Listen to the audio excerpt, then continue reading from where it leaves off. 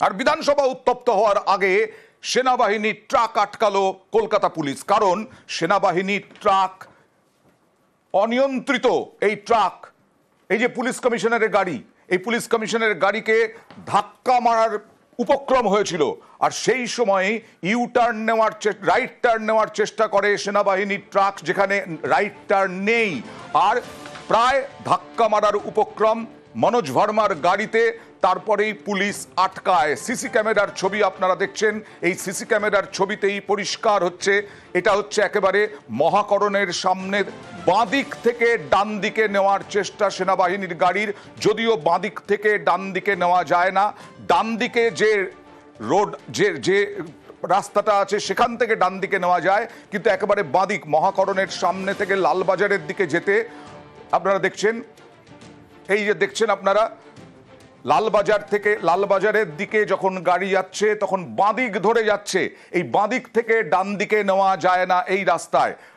এই দিকে যদি থাকতো, ডান দিকে যদি থাকতো গাড়ি, তাহলে ডান দিকে নেওয়া যেত, কিন্তু ওই সেনাবাহিনীর ট্রাক একেবারে ডান দিকে নিতে যায়, তখনই ধাক্কা মারার উপক্রম হয় মনোজ ভার্মার গাড়িতে। কথা বলবো প্রতিনিধি সুদীপ্তর সঙ্গে। সুদীপ্ত, যা হয়েছিল আমরা তো গত কয়েক ঘন্টা ধরে দেখাচ্ছি, এখনো পর্যন্ত কি অভিযোগ করা হয়েছে? দেখো, যেটা দেখা গিয়েছে সিসিটিভি ফুটেজে, সেখানে দেখা গিয়েছে রাইটার্স চত্বরে যেদিক থেকে টার্নিং নেওয়ার কথা নয়, ঠিক সেই দিকেই যে সেনাবাহিনীর যে ট্রাক ছিল সেই ট্রাক কিন্তু টার্নিং নিচ্ছিল। এবং সেই সময় যেটা দেখা যায় যে মনোজ ভার্মা, কলকাতা পুলিশ কমিশনার মনোজ ভার্মার গাড়ি তখন পাস করছিল এবং একটা বিপদ ঘটতে পারতো, কোনো কারণে কোনো রকম করে সেই গাড়ি কিন্তু বেরিয়ে যায়। এবং তারপরেই সেখানে কর্মরত রাইটার্স চত্বরে কর্মরত ট্রাফিক পুলিশ তিনি ওই সেনার গাড়ি থেকে আটকান। এবং তারপর যেটা দেখা গেল যে সেনাবাহিনীর অফিসাররা তারা এলেন হেয়ারস্ট্রিট থানায় এবং দীর্ঘক্ষণ আলোচনা হলো। এবং এর মাঝে ওই যে ট্রাকটি ছিল সেনাবাহিনীর, তাকে কোর্ট ওইডিএমে পাঠানো হলো, যে চালকটি ছিল তাকে পাঠানো হয়েছে। এবং যেটা এখনো অবধি খবর, ট্রাফিক পুলিশের পক্ষ থেকে মোটর ভেহিকল অ্যাক্টের অধীনে যে আইন অমান্য করা, অর্থাৎ ট্রাফিক আইন অমান্য করা এবং বিপজ্জনকভাবে গাড়ি চালানোর অপরাধে একটি মামলা রুজু করা হয়েছে। বেশ, উনি হঠাৎ করে লেনটা ভায়োলেট করে রাইট টার্ন করেন, যে কোনো পেছনে অনেক গাড়ি ছিল, সিপি সাহেবের গাড়িও ছিল, উনি বাজেভাবেই গাড়িটা চালিয়েছেন, রাইট টার্ন করেন উনি। সিপি সাহেবের গাড়িও ছিল, অনেক গাড়িও পেছনে ছিল, হ্যাঁ আরও তো গাড়ি ছিল, অনেক গাড়ি ছিল, কিন্তু লেগে যেতে পারতো। খুব র্যাশ ড্রাইভিং বলা যাবে না, কিন্তু डेंजरसली डान दिक नियेछेन ना। समस्या उतना ज़्यादा कुछ नहीं होता। हम लोग इधर से आ रहे थे, तो हमको जाना था राइट साइड। इधर तो अभी आने वाला खाली गाड़ी है, उधर तो नहीं जा सकते। हमको गाड़ी इधर लेके आगे उधर लेफ्ट को पार करना था। एक्चुअली मेरे को उतरना था, लेकिन यहाँ भी पार्किंग यहाँ उतरने लगे तो गाड़ी बड़ा है, तो इसीलिए मैं बोला कि चलो क्रॉस करके पार होंगे। तो उसी टाइम जस्ट कमिश्नर साहब का गाड़ी गुजर रहा था, बस वही है, थोड़ा जैसे मोड़ रहे थे वैसे गुजर रहा था, फिर गाड़ी क्रॉस कर गया कमिश्नर साहब का, फिर हम लोग बाद नहीं टक्कर उकर कुछ नहीं लगा। কাউকে সন্দেহের বশে মেরে ফেলা যায়, কোনো প্রতিবাদীকে তাকেও মারধর করা যায়, কারণ মদের আসর, জুয়ার আসর, এসবের প্রতিবাদ করা যাবে না। মালদায় প্রতিবাদীর বাড়ি ভাঙচুর, ভাইরাল ভিডিও, দুষ্কৃতীরা একেবারে বাড়িতে ঢুকে ভাঙচুর করলো আক্রান্ত প্রতিবাদী। জুয়ার আসরের প্রতিবাদ করায় লাঠি ধারালো অস্ত্র নিয়ে বাড়িতে চড়াও। সরাসরি চলে যাব প্রতিনিধি সেবকের কাছে। সেবক, কারা এরা, এত সাহস পায় কোত্থেকে? পুলিশ কোনো পদক্ষেপ করেছে?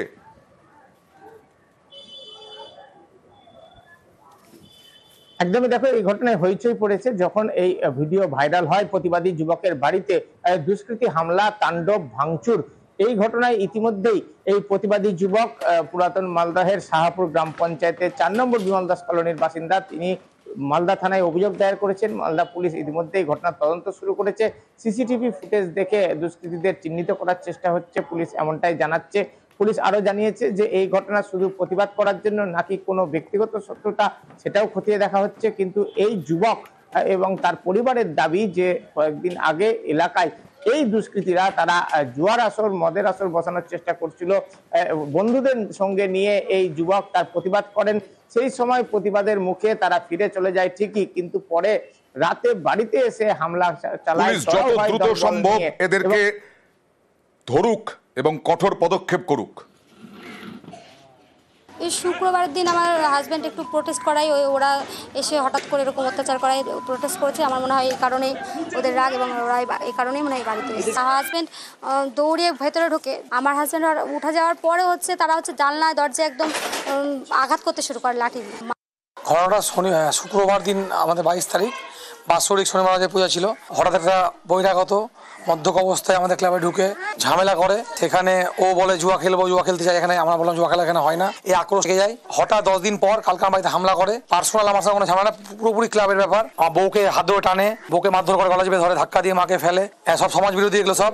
এরা সব বিভিন্ন এই পাশের পাড়াতে 8-10টা বাড়ি দখল করেছে এভাবে। এখন আমি অনেক আতঙ্কিত আছি। নেক্সটে আমি কাজে যাই, আমাকে ধরতে পারে, মারতে পারে। আমার মেয়ে বউ যাই, স্কুল যাই, মেয়েকে ওখানে অ্যাটাক হতে পারে। চাইছি পুলিশ নিজস্ব একটা স্টেপ নিক, যেন দুষ্কৃতীরা ধরা পড়ে, এটাই আমি চাইছি। আর বাগদায় এক ফুল দোমালি।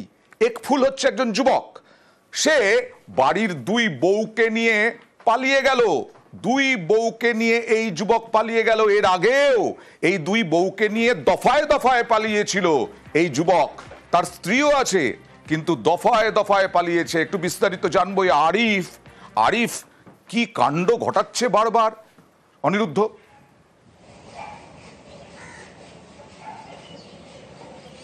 দেখো, উত্তর 24 পরগনার বাগদা থানার মালিদা গ্রামের বাসিন্দা ইয়াসিন শেখ এবং তার ভাই আনিসুর শেখের 2 স্ত্রী, অর্থাৎ যার নাম প্রথম বউ, অর্থাৎ বড় বউয়ের নাম হচ্ছে কুলচান মল্লিক, ছোট বউয়ের নাম নাজমা মণ্ডল। এই 2 বউকে নিয়ে এই আরিফ মোল্লা গতকাল পালিয়েছে। এবং এই আনিসুরের অভিযোগ যে একাধিকবার আগেও বড় বৌদি এবং তার স্ত্রীকে নিয়ে এই আরিফ মোল্লা পালিয়েছিল। যেহেতু সংসারে তার 2 মেয়ে রয়েছে, তার দাদার 2 মেয়ে রয়েছে, সেই কারণে একাধিকবার তারা অনুরোধ করে সংসারে ফিরিয়ে নিয়েছিল। কিন্তু গতকাল সন্ধ্যায় যে ঘটনা ঘটিয়েছে তা বলা যেতে পারে তাজ্জব করে দিয়েছে এলাকার বাসিন্দাদের। কারণ এই 2 বউ এই আরিফের সঙ্গে পালানোর জন্য তার শ্বশুর, শাশুড়ি এবং নিজেদের 3 কন্যাকে চায়ের মধ্যে বিষাক্ত কিছু মিশিয়ে তাদেরকে অচৈতন্য করে বাড়ি থেকে পালিয়েছে। পরবর্তীতে আনিসুর বাড়িতে ফিরে দেখতে পায় যে বাবা, মা এবং 3 মেয়ে রীতিমতন অচৈতন্য অবস্থায় বাড়িতে। ছোট বউকে নিয়ে নাকি 3 বার পালালো আরিফ। খড়িবাড়ি 327 নম্বর জাতীয় সড়কের ধারে গাছগুলো কোনো রকম অনুমতি ছাড়াই কেটে ফেলা হচ্ছে। কেননা এখানে নাকি পেট্রোল পাম্প হবে। সে তো না হবে, কিন্তু তার আগেই গাছ কাটার অনুমতি মিলল কিভাবে? বিশ্বজিৎ রচেন খড়িবাড়ি থেকে সরাসরি। বিশ্বজিৎ,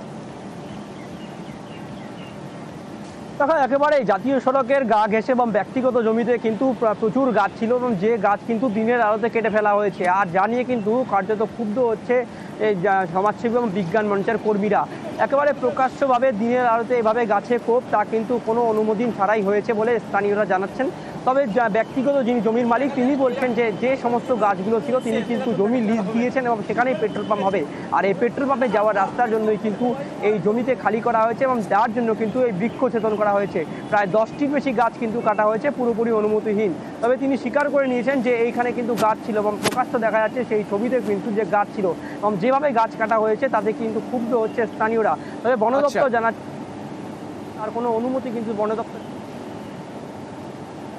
ধন্যবাদ। আপনার থেকে জানলাম আমি কোপ হয়েছে ওটা, কিন্তু আমার তো ওটা লিজের ছিল। তো যে দাদাকে আমি ওটা পাম্প পারপাসের জন্য দিয়েছিলাম, তো লিজ করে দিয়েছি। তো লিজের পরে এখন ওনারা পারমিশন করছে বা কিভাবে কি করলো ওটা তো আমার জানা নেই। আর আমি ওনাদেরকে লিজ করে দিয়েছি, বাকিটা আমি কিছু জানি না। পারমিশন বা অনুমতি ছাড়া ওটাটা আমি কনফার্ম কিছু জানি না। না, সে ব্যাপারটা আমি জানি না, কিন্তু অনেকগুলো পেপারসে তো সাইন টাইন হয়েছে। এখন ওনারা কোন পারপাসে এটা অনুমতিটা হয়েছে কি হয়নি আমি এটা জানি না। কিন্তু আমাকে করার পরে আমি দিয়েছিলাম, মানে পেপারস কিছু আমার আইডি আর যেগুলো খতিয়ান পেপারস ওগুলো আমি করছিলাম।